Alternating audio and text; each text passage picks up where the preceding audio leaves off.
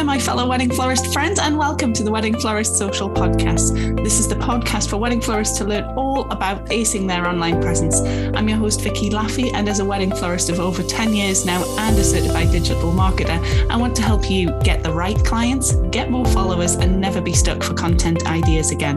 Click the link in my description to get your free Wedding Florist Guide to Social Media Content Creation today. Well, hello everyone, and welcome back to the Wedding Florist Social Podcast. It's been a few weeks since I've done a podcast, so my apologies, but we're back now with another episode, and hopefully you'll like today's. Please remember to, if your podcast system allows you to subscribe, to like, to share, to download, all of that sort of thing, so that you don't miss out on future episodes. So today we're talking about photo shoots. Are they worthwhile doing? We all need them for our portfolios, right? You know, we all love to get photos back from a wedding we've done and put them all over our Instagram and Facebook and website, etc. But what do you do when you want more images? When you want different images, or to showcase a certain design or get creative? Or maybe you just need some images because you're just starting out and you haven't done many or any weddings yet. Well, you know, the logical answer would be to do a photo shoot, and that's what we're going to talk about today. So what kinds are there? What do you do if you've been asked to be part of one? Can you arrange one of your own even? Should you be charging for them? All this sort of thing. So generally there are a couple of different kinds of photo shoots that are kind of common in the wedding industry. First of all, you'll find the collaborative kind. So this is when a group of wedding suppliers all get together for a portfolio building purpose, basically, and they all give their time and effort and product to the shoot for free, you know, with the aim of getting everyone getting some images for their own portfolio. So generally this is done for free by everyone. No one is getting paid or paying anyone to be part of it, because it's not a commercial photo shoot. It's not a shoot that's done for commercial gain, and that the organizer is directly not one that the organizer is directly making money out of, such as, you know, an advertising campaign, for example. This is purely to build people's portfolios and, you know, get some images on there, so you're not directly using that image to make money from. So you might get a florist, a stationer, cake maker, event stylist, photographer, bridal dress company, whoever else is involved, all coming together to get something out of it, essentially. Then you get the paid photo shoots, where all of the contributors are getting paid for their time and product. For example, if the shoot was for an advertising campaign, or maybe perhaps a paid event where people are paying to attend, etc., you know, and someone asks you to do some flowers for that event, then I think it would be perfectly fair to charge for that. If you get inquiries for such things, then ask their budget, you know. Whereas with the collaborative one, I would absolutely do that for free, because you're getting photos in exchange for that. You know, you're getting photos for your portfolio, which would normally cost quite a lot of money, by the way, if you would, pay a photographer to do this. As well as making all of these, you know, valuable connections with other suppliers or vendors, if you're in the US, and getting a ton of social media content as well. That's the key. There is making connections with all of these other suppliers and or vendors. You know, when you are getting paid for an event, such as an ad campaign, as I mentioned before, you wouldn't really get use of those images afterwards, you know, so you wouldn't get that payment, if you will, in images. And so that's why you charge for your product. You know, it's a transaction just like any other business transaction, you know, whether you were selling a bridal bouquet or doing a massive hanging display at a wedding, you know, whatever that might be. So that's the key difference is whether I guess you get to use the images afterwards and the connections you make with the other suppliers while you're there. So with these collaborative photo shoots, these collaborative portfolio building shoots that are sort of fairly common, certainly here in the UK. I mean, yes, a florist is going to be contributing more than in a financial sense than perhaps a stationer is, who somebody who already has the things made and doesn't have to buy a product in like we do. But everyone gets the same out of the shoot, and you gain so much from it that they're really worthwhile doing. Yes, we put a lot of effort into these things. We have to design the things, to make the things, and buy the things, and it's so much effort mentally as well as physically, because you put your creativity into these things, and you sort of design the things, and it's easy to sort of think, oh well, yeah, it's easy for the stationer to say, because they don't they've already got the things made and they don't have to make anything or produce anything. But you've got to think about what you're getting out of this. That's just the nature, really, of what we do.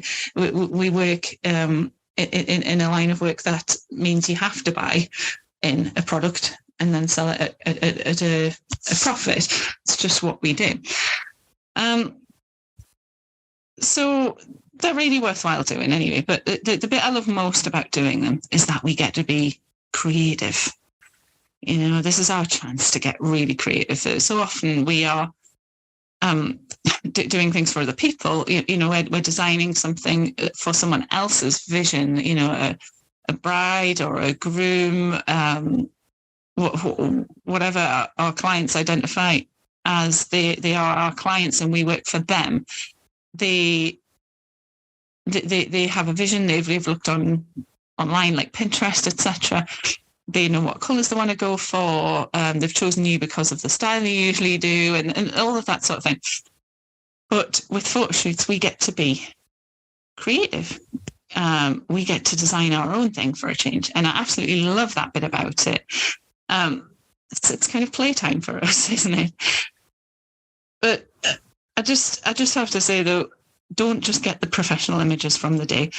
The entire shoot is a perfect opportunity to get tons of social media content. Be taking photos, videos, think behind the scenes stuff for reels and stories, etc.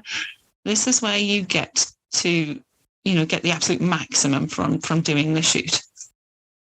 I see so many people not doing this. They turn up at a shoot and think that's all it is. They think that the professional images is all they're going to get from the day, and their phone does not leave their pockets.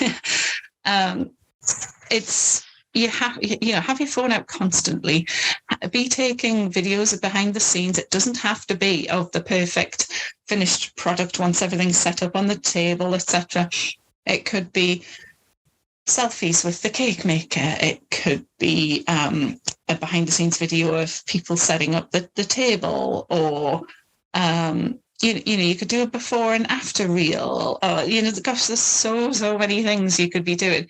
But this sort of stuff could be shared on your stories, for example, throughout the day, like, to build anticipation, to let people know what you're up to, and to also build those connections with people online and off. If you're sharing, say, a selfie with the cake maker, for example, to your Instagram stories, like telling people how excited you are because you're on a photo shoot today with such and such a cake maker, then, they're more likely to share it to their stories. And so then their crowd are aware of who you are when they may not have been aware of that before. But also in an algorithm sort of sense as well, you are telling the algorithm that there's a connection between your accounts, so it's sort of builds the on a personal level, but also on a sort of system algorithm type level as well. So you should be sharing multiple stories throughout the day, as well as taking your own photographs with your phone of the finished setup and things like that.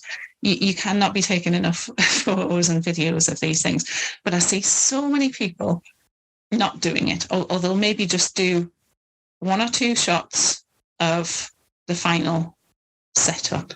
And if that's you, then you're really not getting the maximum out of this shoot. As florists, we pay a lot for the product, as we sort of mentioned before.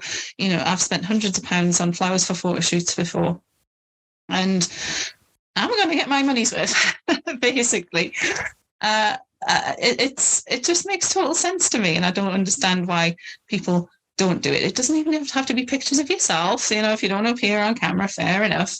But little sort of Instagram stories or Facebook stories of things that have happened throughout the day, for example, or you could do a video sort of panning around the room that you're setting up in, or maybe a picture of the venue on the way in to say, oh my gosh, I can't wait to work in here today.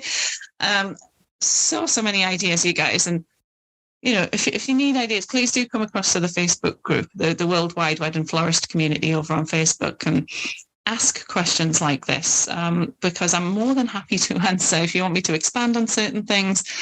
I even work on a one-to-one basis, you guys. If you want a good session to bottom all this out and understand all this sort of thing, do just get in touch, but come across to the free group at least, and just please feel free to ask any questions about this sort of thing at any time. It's also worth noting, by the way, that you don't have to wait for a photo shoot to land in your lap, or be sat there wondering how to find out about all these shoots that are going on. You can organize your own, you guys. Think about the style that you want and which suppliers would fit that perfectly. And, maybe think about who that you can ask as well, and create your own shoot to get the images that you want. I've done that a number of times in my career of 12 years now, at the time of recording this.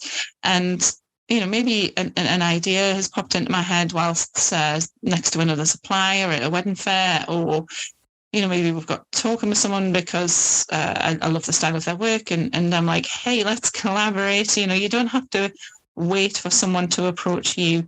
You can approach them and organize your own as well. Please do not be afraid to do that. Collaborative photo shoots are certainly very common in the UK industry. It's all about making these connections as well. I would sort of say as well, if you're asked to be part of a collaborative photo shoot, be picky about the shoots that you go on as well. So not every photographer's style suits your brand. Maybe the creative brief isn't really for you, or perhaps it's at a venue you're not keen on working on, or whatever it is.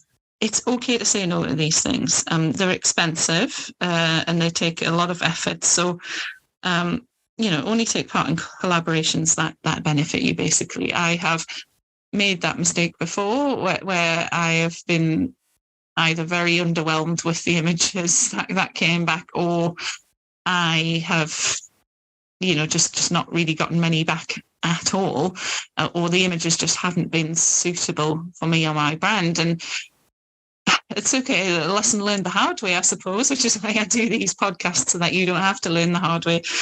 But I just kind of wish I hadn't ever taken part in it, or, spent the time sort of designing a bridal bouquet for it or something like that.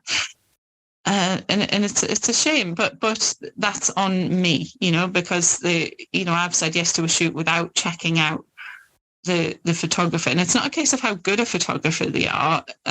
It's a case of whether they suit you or your brand. So even if you might be desperate for some images, you don't have to take part in every opportunity that comes along. So be picky about it. So you guys, I hope that has helped you today. It's just, me offloading my thoughts and advice on photo shoots, having done many of them throughout my career.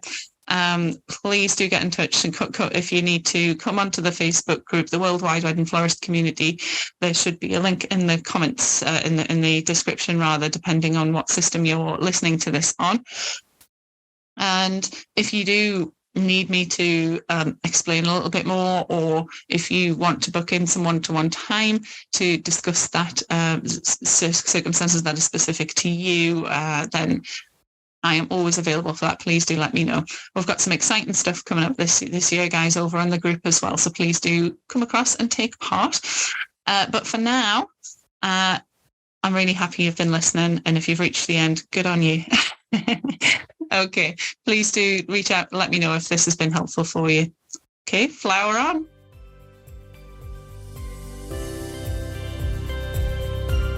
Well, thanks so much for listening all the way to the end of Wedding Florist Social. Remember to hit subscribe so that you don't miss out on any future episodes. And if you want access to some free community and support, then head across to Facebook and look me up on the Worldwide Wedding Florist Community Group. I look forward to seeing you there.